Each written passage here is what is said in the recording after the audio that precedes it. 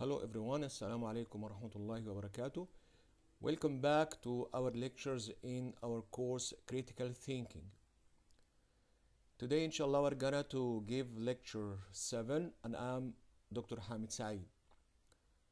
In the previous lectures we dealt with kind of arguments and their components, and today inshallah we'll start chapter 6, and this chapter will deal with the critical thinking and its usage in confronting oration, media, ploys, and propaganda. The main topics of this chapter are rhetorical ploys, fallacies in our daily life, critical thinking and new mass media, benefits of using critical thinking skills with mass media, danger of propaganda and its meaning, propaganda ploys used to influence minds.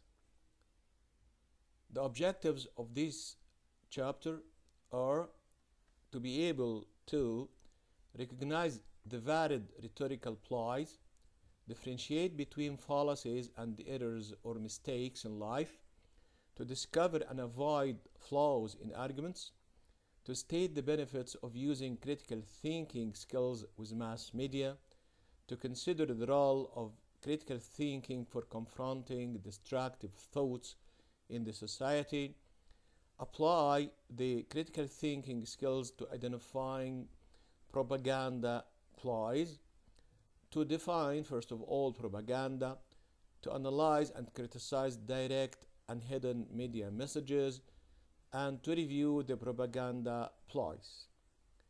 First of all, let's tackle some basic terminology and concepts in this chapter.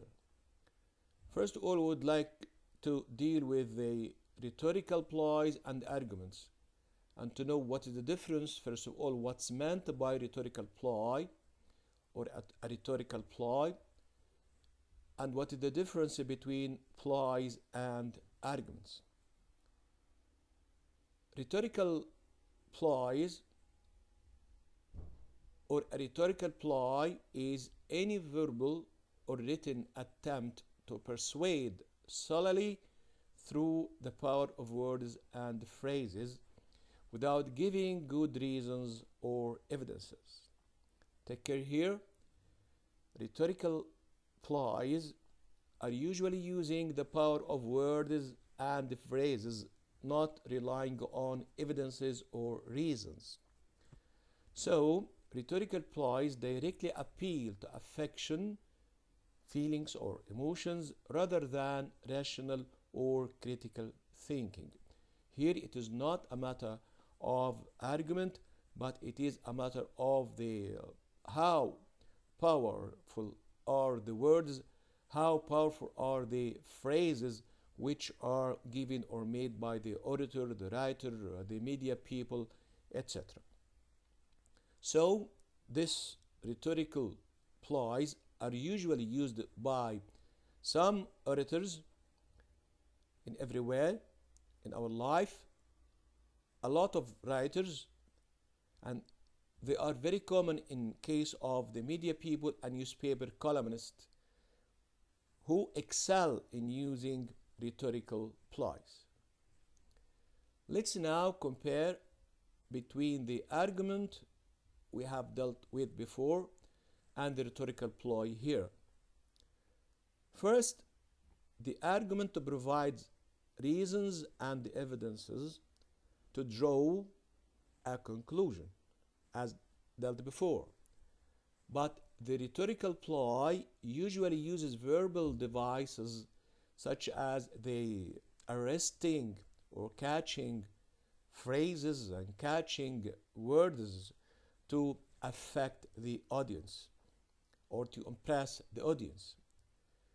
In case of argument, there is some kind of true inference because we usually use the premises to draw a conclusion, and this is logical and logically based on critical thinking and analytical thinking.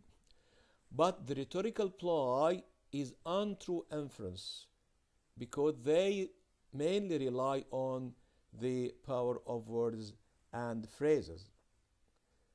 In case of the argument persuades the mind because they usually address the mind, while rhetorical ploy usually appeals to affection and address affection, and they usually deceives the mind.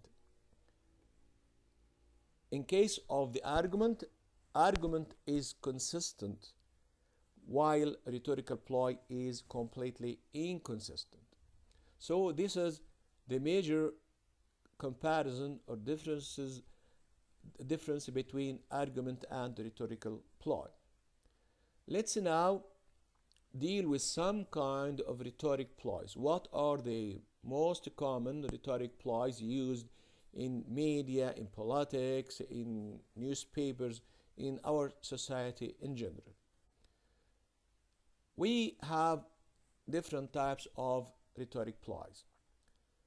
We have something called appeal to novelty, being new or novel, appeal to popularity, something which is popular, common, appeal to compassion, pity, or guilty, how to impress people through showing some kind of compassion, pity, or guilty, appeal to cuteness, using the celebrities in case of propaganda, in case of advertising, in the media in general.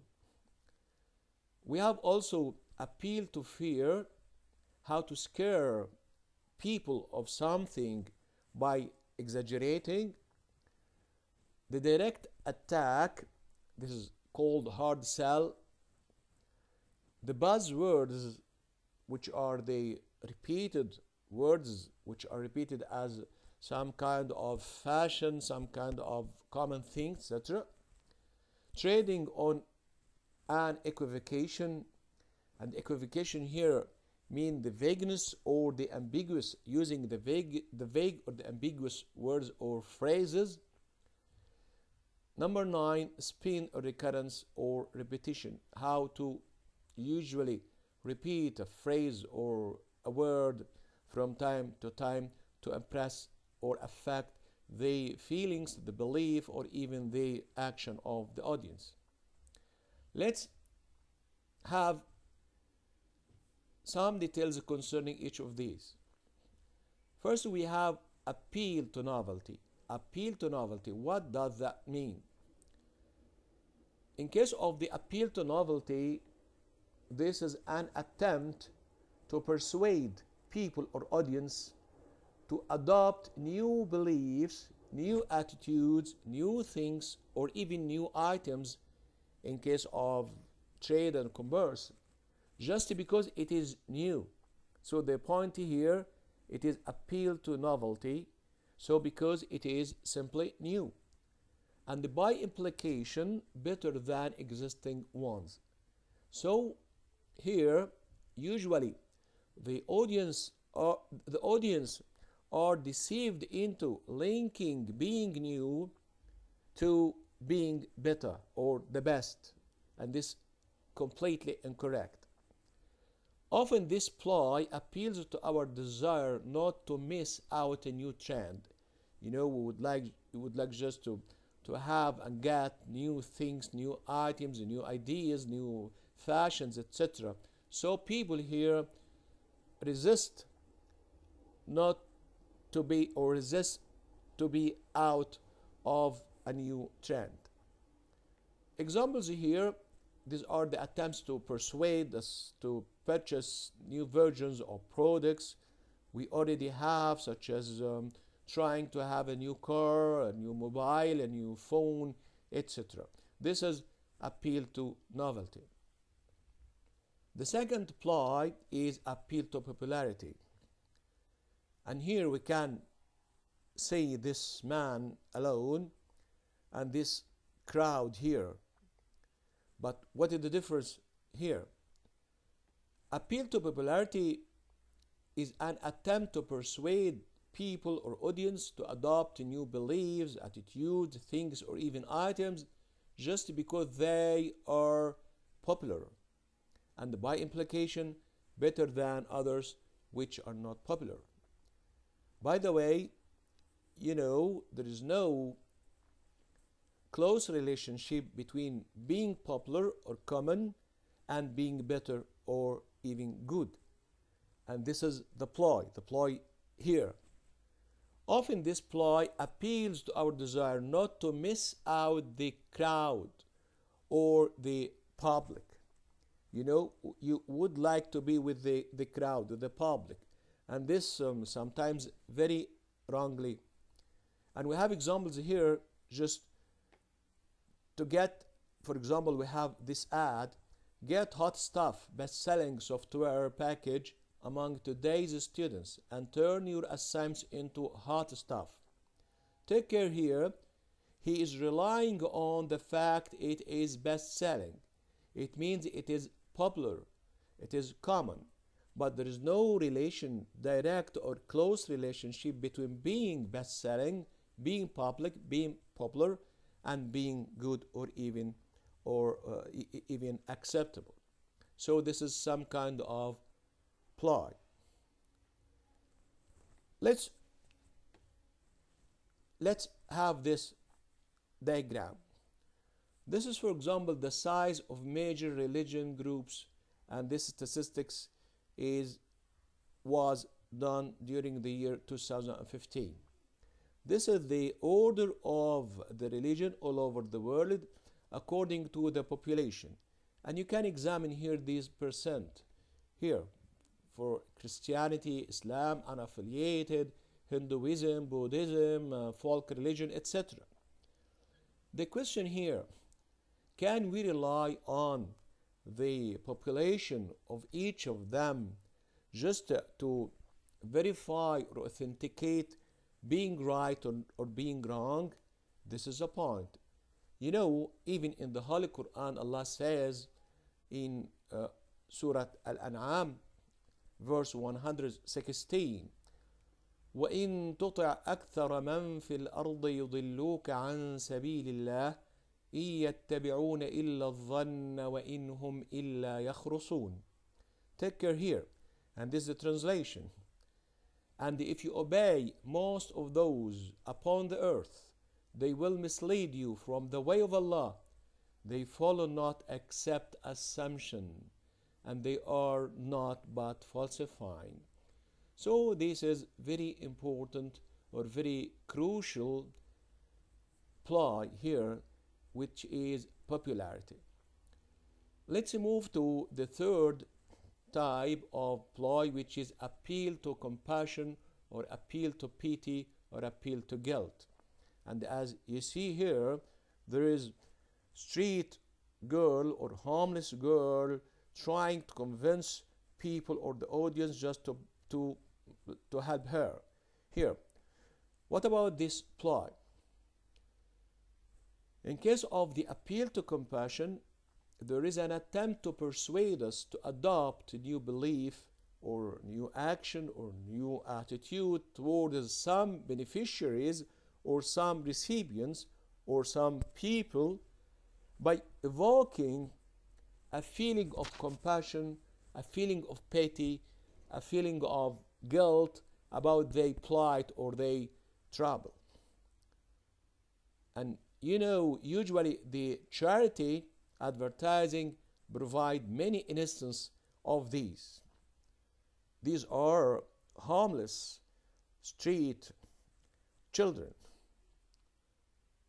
For example, pictures of hungry or homeless children accompanied by simple slogans like this one, please help, for example, are designed to evoke our feelings of compassion and guilt toward them. When you see something like this, a drop of your blood saves life. So these are simple slogans like here, and they are well designed to motivate our feelings, even our attitude or even our action towards some recipients or some people here. This ploy may be useful, sure, if it entails good intentions and truthfulness. If they are if they are true, if it is not a kind of business, for example, and there is good intention behind, so it's okay, no problem. We can accept this appeal to compassion, pity, or guilt. Why? Because appealing to compassion usually plays a positive role through evoking our awareness, our conscience, and drawing the attention to a rational argument. So we have here to differentiate between the true appeal to compassion and the false or the untrue appeal to compassion. For example, here, suppose there is some kind of campaign to promote people or to motivate people to donate blood. This may be a true campaign, and the nation overall may in need of this kind of campaign. So this something may be true. On the other hand, this campaign may be some kind of business, through selling blood to the needy, done by some, for example, associations or some hospitals. So we have to differentiate between the true one and the untrue or false ones. Here we can see some titles here and some images. This is asylum seekers cross the Mediterranean. They are seeking asylum in some countries, and they are completely in disaster like this. So this may be true. Here also we have the European migrant crisis. How to avoid this? This may be also true. The next ploy is appeal to cuteness. Using something or someone cute, like this kitty or this cat.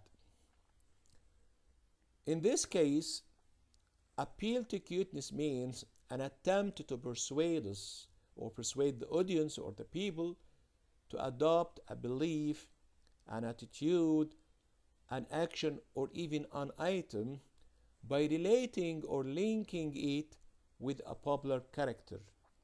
Why? To deliver a certain message. This appeal can work by helping us to remember a product or an item or do an action by linking or associating it to a sweet figure, to a celebrity like the movie star, the football player, and this urges us to purchase this product or do this action. And this is very deceiving and very critical here. Look at this picture. What is the relation between this football player and this company? But this is some linking of the star. He's a very common, a very famous or popular star because he's one of the best football players all over the world. And here in this ad, he is linked to or associated with the ad of the company. So this is what advertisers would call brand aware via its association with the attractive figure or the celebrity. What about appear to fear? And this is number 5. Appear to fear.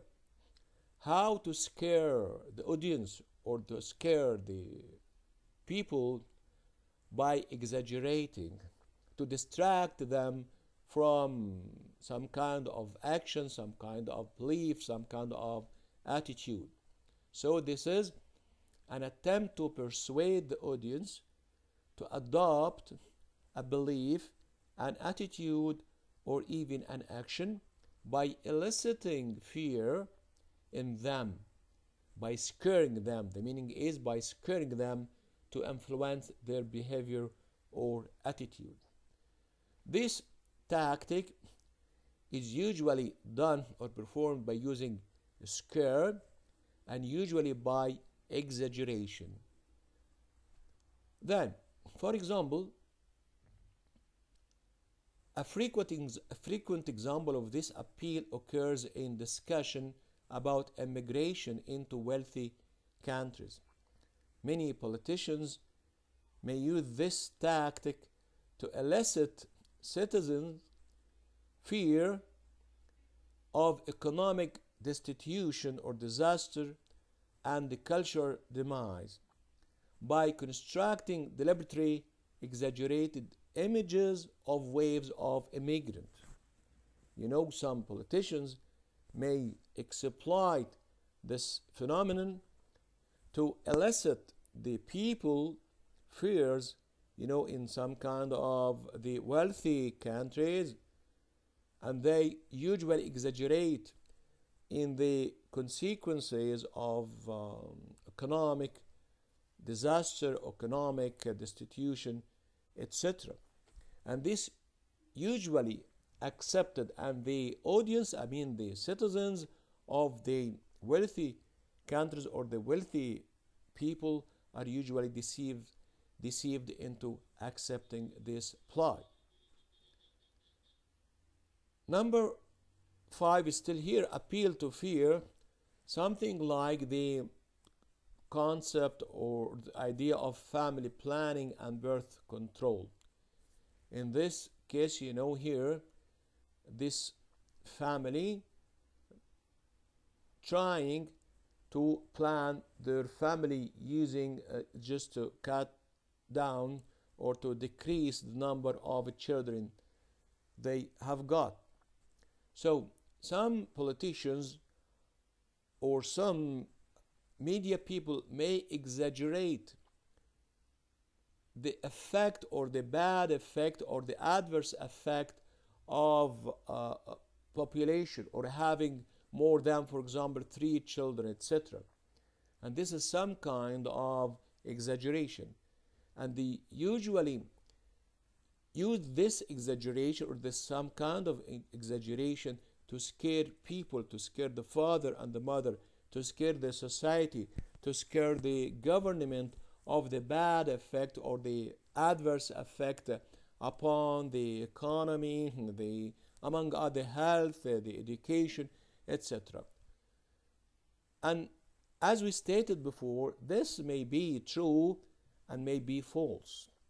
If there are a lot of reasons convincing the audience to do so, for example, it's okay, it is acceptable. But if there are not, so it is not acceptable. Here also we have some images for the immigrants from, you know, because of the wars, there are a lot of immigrants from everywhere in the world. They are immigrating through the land, through, you know, flight, through even the sea here. For example, we have this title, Syria War. Turkey warns Europe of new migrant wave. Here, this is by BBC News. So this situation is exploited by some politician to scare Europe, for example, the wealthy country there, of the consequences of migration and immigrants waves here. We have also another title or piece of news. New refugee crisis adds 30,000 migrants here. This and take care here. This is the piece of news and this is the image here. So you can use the image, you can use the movies, drama, you can use slogans, you can use all of these just to scare the people or the audience and just to exaggerate, you know, by increasing or overestimating the problem or overestimating the situation like this. Ploy number 6 is called direct attack. And as you see, in case of the direct attack, you directly attack the target. What's meant by this? The direct attack is the simplest of all rhetorical ploys. So it is sometimes used by advertisers, though it also appears in political campaigning. Yes, they are often used in political campaigning everywhere in the world. Let's tackle this example. When one advisor used this image, for example, and just we say drink cola. This is direct order or direct request here. So in case of the direct attack, sometimes called hard sell, it often takes the form of very simple slogan. For instance, drink cola. And notice here that we are given no reason to say no or to drink cola. We don't have any reasons or any evidences why we should or should not drink cola, for example. So here, by using this image and using this slogan, drink cola, directly, this is called direct attack or hard sell. Number 7, this is buzzwords. But first of all, what's meant by buzzwords? A buzzword is a word here or phrase which has become fashionable or popular or sounds technical or important and is used to impress people. So any word which has become fashionable or popular or sounds, technical word or important word in some situations or some communities which are used to impress people can be called buzzwords. Something like the word, artificial intelligence. So this technical word is very common nowadays in everywhere in the world, So this is called the buzzwords. And it is used to try to impress people, to motivate them to adopt this concept or even to do something or any kind of action. So buzzwords ploy means using fashionable or other hot words in certain community or situation to impress people. These words can be problematic for the critical thinker. Why? Because if we want to make an objective analysis, a rational analysis or critical analysis of a speech act, we should first eliminate the buzzwords because they are badly affecting the speech act. Let's have some examples of buzzwords. A vivid example of this ploy is the word change, which is common in election campaigns. The candidate present usually says, this is a matter of change. I am the candidate of a change. We would like some kind of a change. A change is better than, being static. So this word was often used during the last U.S. presidential campaign when President Trump described himself as the candidate of a change. And this word appealed to voters. This is the point here. The voters themselves were deceived into accepting and adopting this word, change, because it has become a common word or a buzzword here. We have other buzzwords. After being elected, President Trump has usually used. Something like, we pledge allegiance to one flag, something like American flag, something like American first, American first. All of these are some kind of buzzwords used, for example, by President Trump after being elected or even before being elected. Here, these are some Trump and Theresa May buzzwords bingo. Here, you can notice here something like special relationship, great job, beautiful, constructive talks, even Churchill, for example, or even Mexico is going to pay. I love the UK, for example, America first. We have touch cookie, smart lady, etc. All of these are buzzwords used by both of Trump and Theresa May in the last years. Number 8 here we have trading on an equivocation. Here, yes, what is the direction? This one is straightforward, this one to turn right, or that one to turn left. This some kind of vagueness. So, trading on an equivocation, and the equivocation here means being ambiguous or being vague here, ambiguity or vagueness. So this is the use of ambiguous language to control the truth or to avoid committing oneself. This ploy deliberately exploits the ambiguity and vagueness of a word or phrase in a given context. Take care, there is a difference between ambiguity and vagueness, but both of them can be used in equivocation ploy.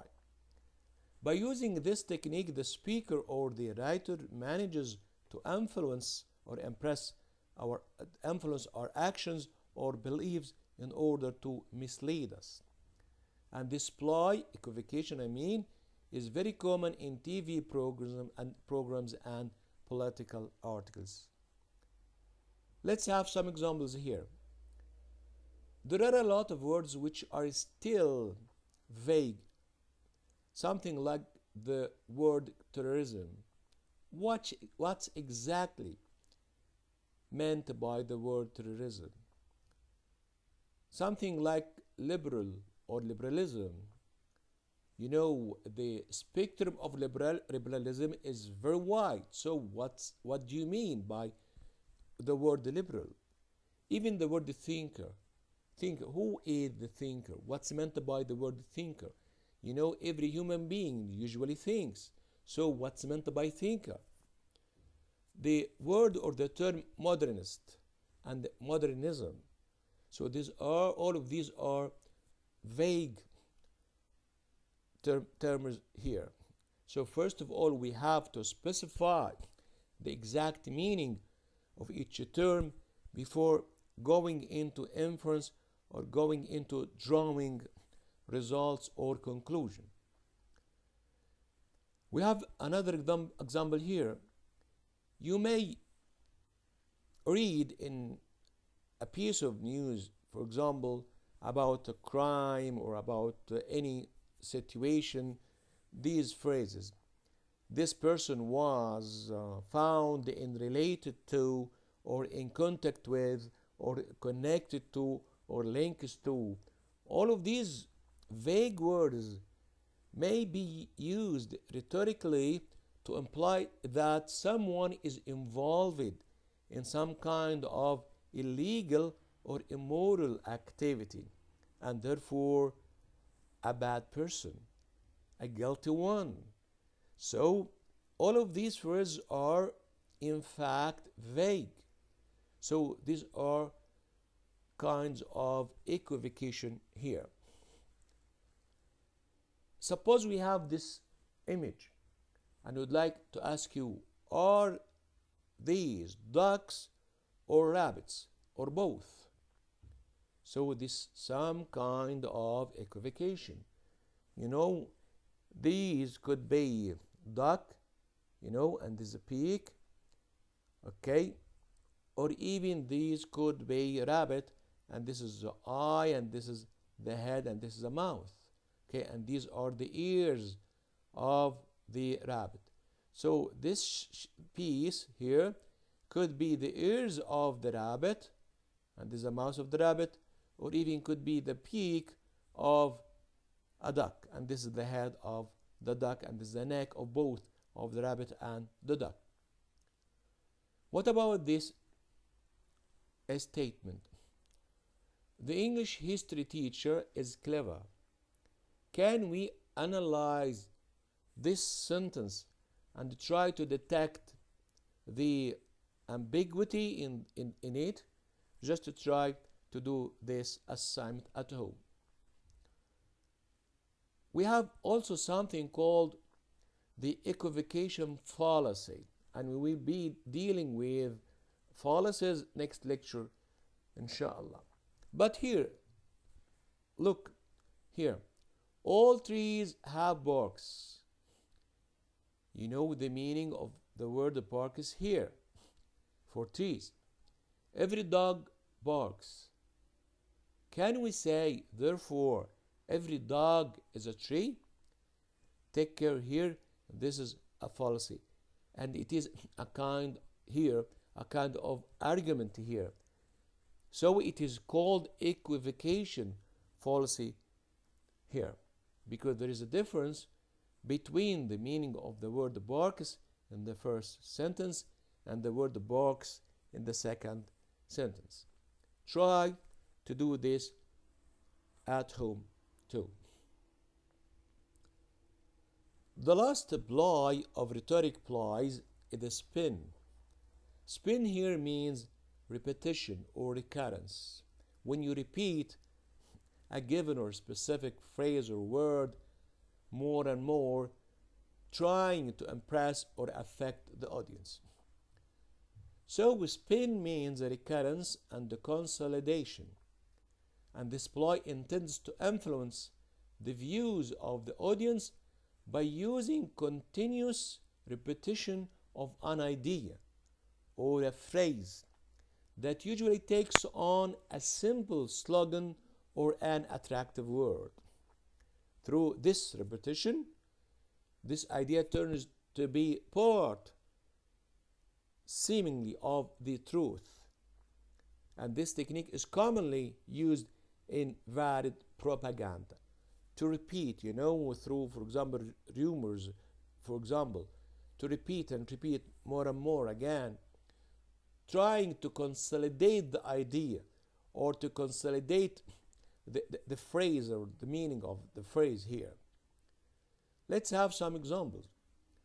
Advertisers usually use the spin technique or tactic, and they do not only tell lies but also deliberately repeat their slogan and advertising campaigns which indirectly chase people everywhere.